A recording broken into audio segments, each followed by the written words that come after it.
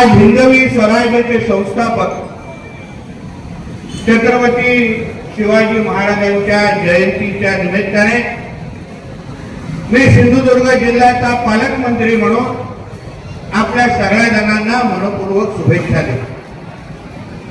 आज आपण काही वेळा अगोदर कणकवलीमध्ये मराठा समाजाच्या मराठा सांस्कृतिक व कला दालनाच्या भूमिपूजन काही वेळा अगोदर झालं आणि मग त्यानंतर हा कार्यक्रम इथे आयोजित केलेला। माझ्या अगोदर असंख्य लोकांचे मार्गदर्शन म्हणजे सत्कार झाला, मार्गदर्शनही केलं। आमच्या कणकवलीचे काही ज्येष्ठ मराठा समाजाचे जे प्रमुख मान्यवर आहेत त्यांचाही सत्कार इथे झाला आणि हा जो भूमिपूजन सोहळा आपण आयोजित केलाय आणि त्याचबरोबर आज आपल्या महाराजांची जयंती पण आहे। हा अतिशय महत्वाचा आणि ऐतिहासिक दिवस आज आपण सगळेजण त्याचा अनुभव घेतोय। आमच्या राहुलजीने इथे भाषण करत असताना मी पालकमंत्री झाल्यानंतर या सांस्कृतिक भवनाच्या साठी काम सुरुवात केला असं त्यांनी उल्लेख केला, पण मी आवर्जून इथे उल्लेख करेन की मी जिल्ह्याचा पालकमंत्री झाल्यानंतर सर्वात पहिलं जे काम मी जे केलं ते म्हणजे हा जो पुतळा तुम्हाला त्या भागात दिसतोय तो जो रस्त्याच्या मध्ये होता ते मी रात्री उभं राहून त्याला पहिलं बाजूला होते। कारण का आमच्या छत्रपती शिवाजी महाराजांचा मान सन्मान वाढवणं, त्यांनी घडवलेल्या स्वराज्याचं संरक्षण करणं, त्यांनी जे रायतेचं राज्य म्हणून स्वराज्याची निर्मिती केली त्यानुसार प्रशासन पुढे घेऊन जाणं हे माझ्यासारखा त्यांच्या मावळाचं काम आहे। मला आठवतं जेव्हा कणकवलीची नगरपालिकेची निवडणूक होत होती तेव्हा प्रचाराच्या निमित्ताने आमच्या मराठा समाजाचे असंख्य मान्यवर आम्ही आमच्या घरी भेटलो आणि तेव्हा आम्ही ठरवलं की बाबा या निवडणुकीची चर्चा झाली पण आम्ही 19 फेब्रुवारीला त्यांच्या आमच्या सगळ्यांच्या इच्छानुसार किंवा जी काही जुनी मागणी होती त्यानुसार ह्या वर्षीच्या 19 फेब्रुवारीला मी त्यांना सांगितलं की मराठा समाजासाठी हक्काचं सांस्कृतिक कला दालन आपण उभं करू असा मी शब्द तेव्हा त्यांना दिला। मी सन्मान्य राणे साहेबांच्या विचारांवर चालणारा कार्यकर्ता, आम्ही राणे साहेबांचे विचाराचे संस्कार करू। आमच्यासारखे असंख्य कार्यकर्ते आज महाराष्ट्रात आणि देशामध्ये काम करतायत, जिल्ह्यात काम करतात। आज उभ्या महाराष्ट्राला सन्मान्य राणे साहेबांची जी ओळख आहे ते राणे साहेबांनी एकदा शब्द दिला तर तो शब्द बंदुकीच्या गोळीसारखा असतो, तो कधी मागे येत नाही आणि पूर्ण केल्याशिवाय ते स्वतःही बसत नाही। आणि म्हणून मी त्यांना जो काही शब्द त्या दिवशी दिला होता तो शब्द मी आजच्या निमित्ताने पूर्ण केलाय आणि आज मी तुम्हाला 19 फेब्रुवारी 2026 ला एक मी शब्द देणार आहे की 19 फेब्रुवारी 2027 ला आपण सन्मान्य राणे साहेबांच्या हस्ते, सन्मान्य मुख्यमंत्री देवेंद्र फडणवीस साहेबांच्या हस्ते या वास्तूचं उद्घाटन आपण पुढच्या वर्षी 19 फेब्रुवारीला करायचं हे मी आजच्या निमित्त आहे। आता आमच्या सर्व गोष्टींनी सांगून टाकलंय की मी झोपायला देत नाही, मग तसं काम करायलाच पाहिजे। कारण का शेवटी आम्ही प्रशासन म्हणून, राज्यकर्ते म्हणून जनतेची इच्छा पूर्ण करणं ते आमच्या सगळ्यांचं प्रमुख कर्तव्य आहे। आज आपण सगळ्या जणांनी इच्छा व्यक्त केली, फक्त मराठा समाजाबरोबर प्रत्येक कणकवलीकरांची इच्छा होती की आपण आपल्या कणकवलीमध्ये नाटक होतात, सांस्कृतिक कार्यक्रम होतात, ती नेमकी करायची कुठे हा फार मोठा प्रश्न आपल्या समोर आहे। काही चांगले हॉल इकडे इकडे बांधले आहेत, पण जो दर्जा आपला कणकवली शहराचा आहे, जे कलाकार आपल्या कणकवली शहरामध्ये आहेत, त्यानुसार आपल्या इकडे वास्तू नव्हतं.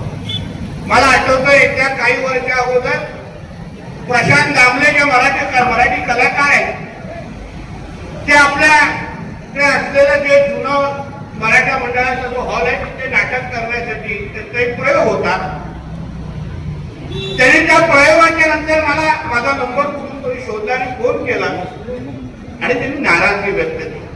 तेव्हा काय नितेशजी, अशा पद्धतीचं नाट्यगृह तुमच्याकडे आहे, काहीतरी केलं पाहिजे. मी तेव्हाच ठरवलेलं की ह्याच्यावर मार्ग आपल्याला काढायला पाहिजे. पण त्याचा उल्लेख केला की तेव्हा विरोधी पक्षामध्ये होतो, निवेदन दिल्या पलीकडे काहीच करू शकतो नव्हतो.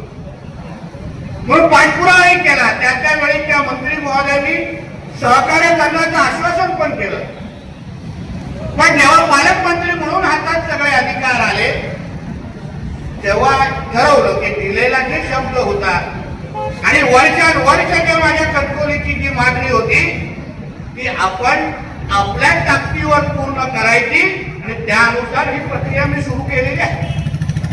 आता पहिला प्राथमिक खर्च आपला 8 कोटीचा आहे, पण ही काय वास्तू 8 कोटीमध्ये होणार नाही असा मानणाऱ्यापैकी मी आहे. आणि म्हणून सुरुवात 8 कोटीची असली तरी या वास्तूला दर्जेदार करण्यासाठी जी काही निधी पाहिजे ती सगळी निधी उपलब्ध करण्यात येईल हाही विश्वास आणि शब्द तुम्हाला करायचं असेल तर राणेंच्या कणकवलीसारखं करावं असं मानतात. आमच्या राणे साहेबांचे कार्यक्रम कसे भव्य दिव्य असतात, छोटे मोठे कार्यक्रम छान घेतच नाही. आणि कणकवलीकरांचं आणि आमचं नातं, सिंधुदुर्ग आणि आमच्या राणे कुटुंबाचं नातं हे मी कित्येक जणांना इथे सांगतो, हे राजकारणाच्या पलीकडचं आहे. कदाचित राणे कुटुंबाला अजूनपर्यंत 100% आमच्या जिल्ह्याने ओळखलं नाही आता मानणाऱ्या व्यक्ती. त्यांना वाटतं अन्य लोक जसं मतं मागायला येतात तेवढंच आमचं तुमच्याबरोबर नातं आहे, असं नाही. मला आठवतं 2014ला सन्मान्य राणेसाहेब कुडाळ मालवणवर पराभूत झाले आणि 2014 ते 19 मध्ये आपल्याला आठवत असेल त्याच 5 वर्षामध्ये जेव्हा ते आमदारी नव्हते त्याला जनतेने पराभूत केलं होतं कुडाळ मालवणच्या. त्याच 5 वर्षामध्ये त्यांनी सिंधुदुर्ग जिल्ह्यामध्ये स्वतःच्या हिमतीवर 750 बेडचे हॉस्पिटल आणि 150 विद्यार्थ्यांचं मेडिकल कॉलेज त्याच 5 वर्षामध्ये उभं केलं. त्याच 5 वर्षामध्ये उभं केलं. दुसरं कोण असतं तर असा विचार केला असता. पडल्यानंतर लोक मोबाईल काय ऑफ करतात आणि घरी काय निघून जातात, 2-2 दिवस दिसतच नाही.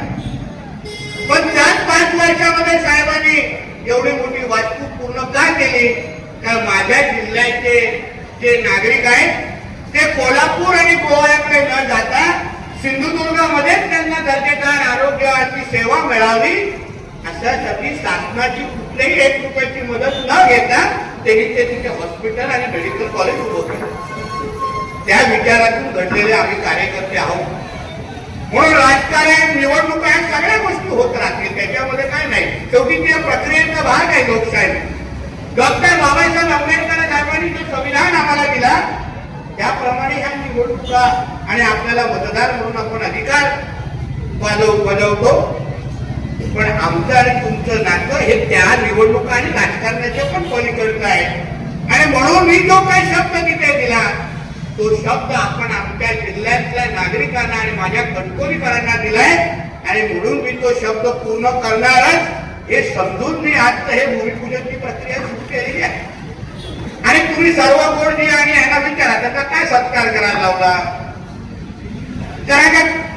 काही दिवसा अगोदर इथे आमच्या सकल कणकवली समाजाचे सगळे सदस्यांबरोबर बैठक झाली. सगळ्यांनी एकत्र आपण तुम्ही लोक सगळे आला. आमच्या 2-3 दिवसा अगोदरपासून ठरलेलं की बाबा चला 19 फेब्रुवारी लवकर येते. आपल्यामध्ये जसं राणेसाहेबांचे सगळे गुण आम्ही आत्मसात करायला प्रयत्न करतो तसं मी अधिकाऱ्यांना मी तारीखच दिली की मला 19 फेब्रुवारीच्या अगोदर सगळ्या परवानग्या पाहिजे.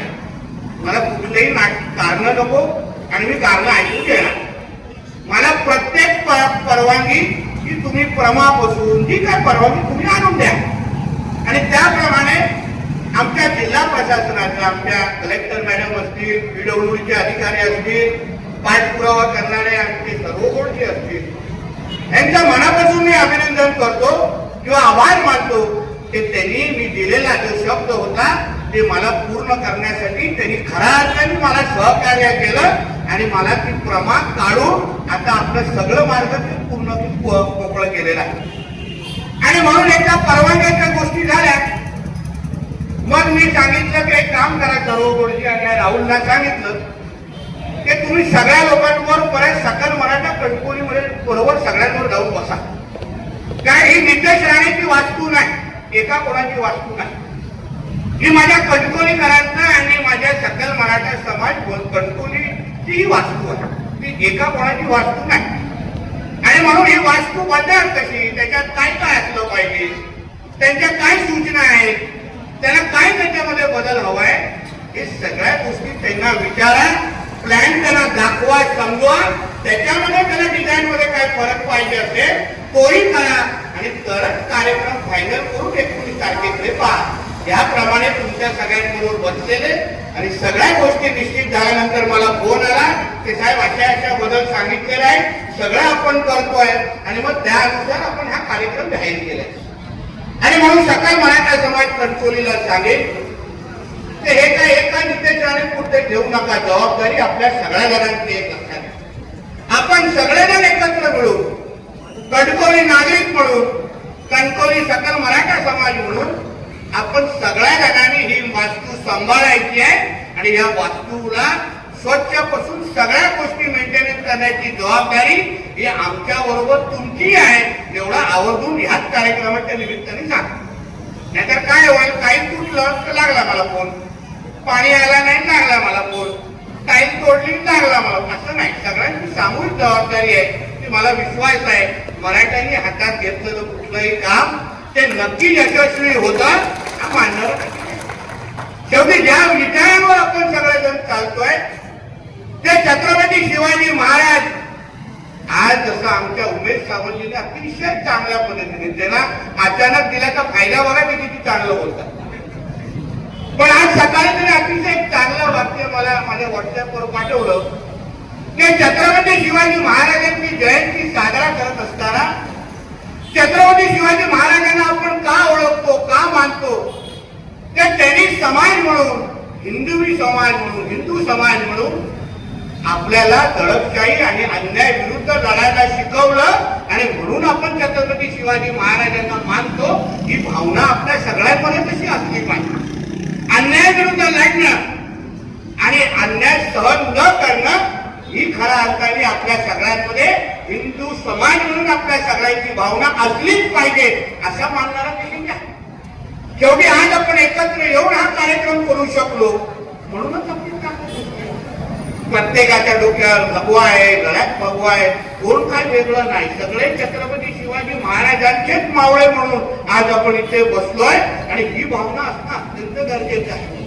महाराजांनी स्वराज्य का स्थापन केलं, कारण त्याच्या अगोदर जे काही इस्लामिक आक्रमण होत होतं, आपली मंदिरं तोडली जायची, हिंदू धर्म नष्ट करण्यासाठी जे विविध जे काही मुघल आपल्या इकडे आक्रमण करत होते त्या विरुद्ध आमच्या छत्रपती शिवाजी महाराजांनी जो काही लढा दिला, जो काही स्वराज्य स्थापन केला, त्या स्वराज्याला सांभाळणं, त्याला संरक्षण देणं करणं आणि पिढ्यानपिढ्या त्या स्वराज्याची आठवण करून देणं हे आपल्या सगळ्या जणांचं काम आहे. आता काय तलवारी काढण्याची गरज नाही, पण आज आपण मावळे म्हणून, महाराजांच्या विचारांवर चालणारे कार्यकर्ते म्हणून जिथे जिथे हिंदू समाजाच्या विरोधात किंवा हिंदू धर्माच्या विरोधात कुठल्याही पद्धतीचं आक्रमण होत असेल तर तलवारीच्या पलीकडे जाऊन आपण मावळे म्हणून अगर तिथे उभे राहिलो तर मी तुम्हाला विश्वास देतो कोणीही आपल्या हिंदू धर्माकडे वाकडं बघणे बघू शकत नाही. एवढी ताकद आपल्या सगळ्यांमध्ये आहे, एवढी ताकद आपल्या सगळ्यांमध्ये. शेवटी आपण बोलतो हिंदवी स्वराज्याची संस्था. माझ्याकडे असंख्य लोक येतात, काही लोकांना असं वाटतं इतिहास त्यांनीच वाचलाय, आम्ही वाचलाच नाही आणि त्यांनी बोललेला इतिहास हाच करा, आम्ही पुस्तकच उघडलं नाही, अशी काही लोकांची भावना. मी वारंवार बोलतो शिवाजी महाराज, छत्रपती संभाजी महाराज यांची जी काय लढाई होती स्वराज्याची, ती इस्लामीकरणाच्या विरोधात. औरंगजेबापासून टिपू काय करत होता, जे काही मुघल बादशाह होते, मुघल जे काही आक्रमण करत होते, ते नेमकं काय करत होते?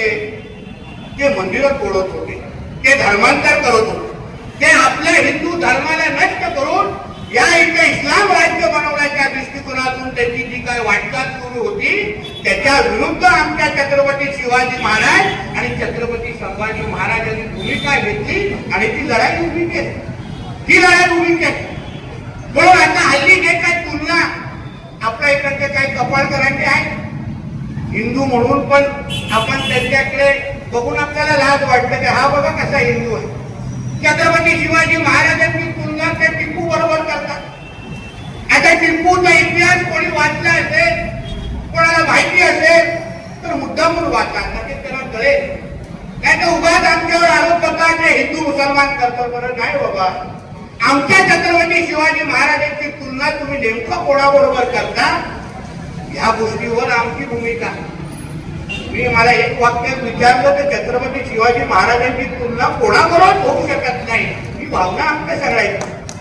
पण ज्या टिपूबरोबर हे लोक त्यांचा तुलना करताय, त्यांनी 8,000 पेक्षा जास्त हिंदूंना मारलं, धर्मांतर प्रत्येक हिंदूला धर्मांतर केल्याशिवाय किंवा तो हिंदू दिसला तर त्याला अट ठेवायचा, तू याचा तू धर्मांतर हो, याचं धर्मांतर होऊन इस्लाम स्वीकार, नाहीतर तुला मी मारून टाकतो, असा बोलणारा टिपू हा कधीही छत्रपती शिवाजी महाराजांच्या पायापर्यंत येऊ शकतो का, हे विचार आपण सगळ्या जणांनी करायला पाहिजे.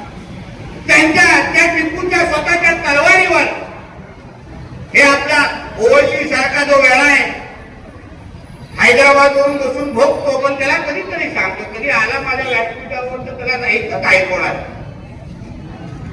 सांगतो. मोठ्या टिपूने हातामध्ये रामाच्या नावाची अंगठी केली, हा त्याचा बोट तपासायला सकाळी 4 यायला जायचा त्याला. स्वतः टिपूने जो तलवार वापरायचा, त्या तलवारीवर ये तलवार काफिरों को मारने के लिए हमने बनाई है और जब तक आखिरी काफिर को मैं खत्म नहीं करता तब तक मैं शांत नहीं बैठूंगा, असं त्याच्या स्वतः तलवारीवर दिलं. तलवार होऊ शकते आपल्या राजाबरोबर तुलना. अहो, आपल्या छत्रपती शिवाजी महाराजांचा इतिहास ज्यांनी वाचला, समजला, अभ्यास केला, ते प्रत्येक जण आपल्याला सांगतील की महाराजांनी कधीही कुठल्या मस्जिदीकडे वाकड्या नजरेने बघितलं नाही, कधीही कोणावर अन्याय केला नाही. जो आपल्या हिंदू समाजाच्या विरोधात जो आला त्याला त्यांनी आडवं केलं. म्हणून आपण वर्षानुवर्ष त्या छत्रपती शिवाजी महाराजांना मानतो आणि पूजतो. म्हणून आपण संभाजी महाराजांकडे मानतो आणि येतो. छावा चित्रपटामध्ये काय दाखवलं, तो जेव्हा औरंगजेब आमच्या संभाजी महाराजांचे हाल करून मारत होता, तेव्हा त्यांनी संभाजी महाराजांना एक अट ठेवली की तुम्हाला अगर हे तुमचे हात सगळे संपवायचे आहेत, तुमच्यावर जो अत्याचार आम्ही 2 दिवसांदिवशी करतोय, हे तुम्हाला अगर संपवायचं असेल, फक्त तुम्ही तुमचा धर्म बदला, बघा आम्ही सगळं तुमच्या पायावर उभं ठेवतो. आमच्या संभाजीराजे बोलले की तुझा माझा धर्म बदलण्यापेक्षा तू माझ्या धर्मामध्ये ये, ना तुला काय करायला लागेल आणि तुला असंच आम्ही मोठं करू. एवढं महान धर्म आमच्या सनातन धर्माला स्वीकारणारे आणि संरक्षण देणारे आमचे छत्रपती संभाजी महाराज आणि छत्रपती शिवाजी महाराज. म्हणूनच आपण ह्या जयंतीला आपण महत्व देतो. वर्षानुवर्ष या जयंतीला साजरा करत असताना मी हा 19 फेब्रुवारी दिलेला शब्द कोणीतरी शिवधनुष्य बोला, हो मी महाराजांचा मावळा म्हणून मी आज जो तुम्हाला शब्द 19 फेब्रुवारीला दिलाय, तो पुढच्या 19 फेब्रुवारीला पूर्ण करणारच आम्ही मावळा म्हणून मी ते शब्द दिलेला. अहो, आमची ओळखच छत्रपती शिवाजी महाराज आहे. आम्ही गेल्यावर आम्ही कॉलर टायटलच्या महाराजांचं नाव घेऊन येतो. आम्ही छत्रपती शिवाजी महाराजांचं महाराष्ट्रावर बोललो तर लगेच आपली कॉलर टायटल.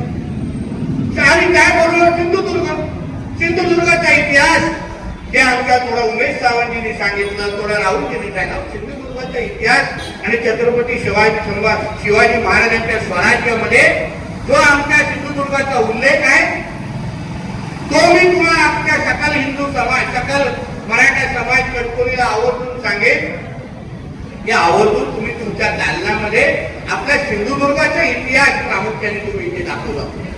आपल्या इकडचे गड किल्ले असो किंवा महाराजांनी स्वराज्यामध्ये सिंधुदुर्ग जिल्ह्यामध्ये जो इतिहास घडवला तो सगळ्याचा सगळा पुढच्या पिढीपर्यंत गेला पाहिजे. या दृष्टिकोनातून त्या कला दालनाच्या माध्यमातून ती माहिती गेली पाहिजे. आणि म्हणून आजच्या दिवशी आज एक ऐतिहासिक दिवसाला आपण इथे उपस्थित आहोत आणि अतिशय महत्वाच्या वास्तूला आपण भूमिपूजन केलेलं आहे. मी तुम्हाला एक विश्वास मी माझ्या कारकिर्दीमध्ये मी राणे साहेबांच्या विचारांवर चालणारा कार्य नितेश राणे काहीच नाही. नितेश नारायण राणे म्हटलं तरच नितेश राणेला अर्थ येतो, बाकी अर्थ येत नाही. आणि राणे साहेबांनी जे काय विचार जे काय संस्कार आमच्यावर दिले सिंधुदुर्गावर असलेलं त्यांचं प्रेम आज पण हा निर्णय घेण्या अगोदर हे सगळे विषय होण्या अगोदर त्यांना सांगून आलेलो आहे. राणे साहेब फक्त थोडा आराम करतो. 2-4 दिवसात परत एकदा राणे साहेब फील्ड मध्ये येतील आणि प्रत्येक बॉलवर सिक्सर मारण्यासाठी पहिल्यापासून सुरू करणे पाहिजे. म्हणून मी तुम्हाला विश्वास देतो की माझ्या कारकिर्दीमध्ये अतिशय पारदर्शक आणि गतिमान प्रशासन कसं असतं हे आम्ही सगळेजण तुम्हाला दाखवतो. राजकीय इच्छाशक्ती कशाला म्हणतात नाही बोलणं हे माझ्या डिक्शनरीमध्ये नाही. आणि तसंच आमचे सगळे माझे कलेक्टर मॅडम असो आमचे पोलीस अधीक्षक सगळेजण त्याच विचारावर चालतो. काम करायचं आहे ना ते दर्जेदार करायचं आणि वेळेत करायचं नाही तर शब्द द्यायचा नाही. आणि आज जे काही काळजीची कामं आम्ही हातात घेतलेली आहे ती तुम्हाला व्यवस्थित दर्जेदार करून अतिशय पारदर्शक गतिमान प्रशासन. अहो स्वराज्यामध्ये गतिमान आणि पारदर्शक प्रशासन कसं असतं हे स्वराज्यामध्ये लिहून ठेवलंय. याचा उल्लेख थॉट्स ऑन पाकिस्तानच्या आमच्या डॉक्टर बाबासाहेब आंबेडकरांच्या पुस्तकामध्ये त्याचा उल्लेख आहे. आणि म्हणून त्या राजाची प्रेरणा घेऊन आम्ही आज सगळेजण इथे आलोय, काम करतोय, जगतोय, श्वास घेतोय. मी तुम्हाला विश्वास देतो जिल्ह्याचा पालकमंत्री म्हणून आज ह्या जिल्ह्यामध्ये प्रत्येक नागरिकाच्या आयुष्यामध्ये सुख समृद्धी आणणं सुरक्षेची भावना निर्माण करणं हा शब्द जिल्ह्याचा पालकमंत्री म्हणून तुम्हाला आज माझ्या राजाच्या शिवजयंतीच्या जयंतीच्या निमित्ताने मी तुम्हाला देणार आहे. कुठलंही काम आणि कुठलंही जे जे काही आक्रमण असो जे जे काही संकट आहे जे माझ्या सिंधुदुर्गाच्या विरोधात उभं राहील त्याच्या पुढे नितेश राणे तुमच्या सेवक म्हणून तिथे पुढे उभा असेल आणि तुमचं संरक्षण करेल हा विश्वास तुम्हाला मी आजच्या निमित्ताने देतो. परत एकदा आमच्या सकल मराठा समाज कणकवली